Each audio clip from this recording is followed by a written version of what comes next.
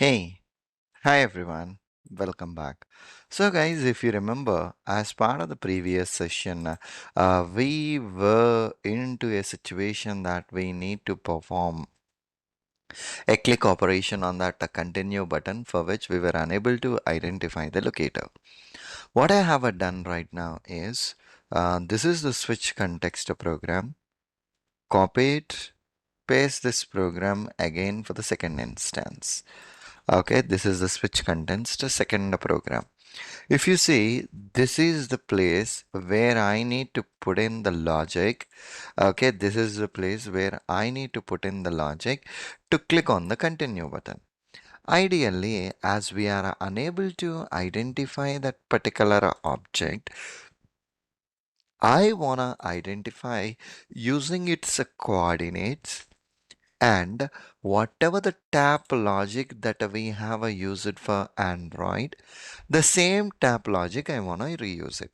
So this is what the complete tap logic code is. I'm copying that tap logic code.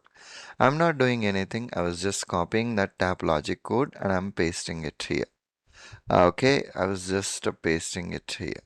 Okay, put that tap logic code here and perform the import operation of this pointer input interactions and action builder. We know all these things. I have imported that.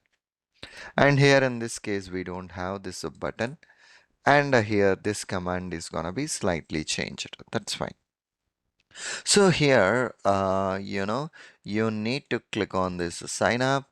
You need to continue with the Google, and this is the continue pop-up. And here, if you see tap using the coordinates, first of all, I need to refresh the instance. And here, if you see the continue button, 268 and a 495. Okay, 260 or a 499 are the x coordinates and a y coordinates. So what I'm doing right now is action builder dot the pointer action, and this time I want to move to a location.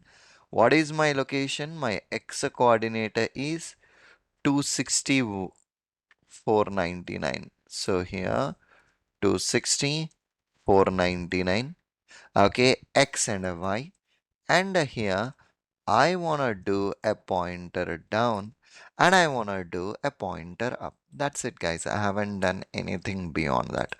Go to this particular location, x coordinate and a y coordinate, press down and up. Even if you consider our keyboard also, in order to do some key actions, right, you will press it down and you will release it. The same way here, press down that and release that. Let me run this program and check it out whether it is performing this continue button tap using the coordinates or not. We'll see.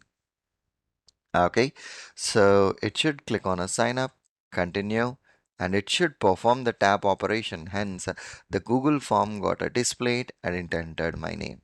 So this is the logic, how exactly you can perform a tap operation using a coordinate.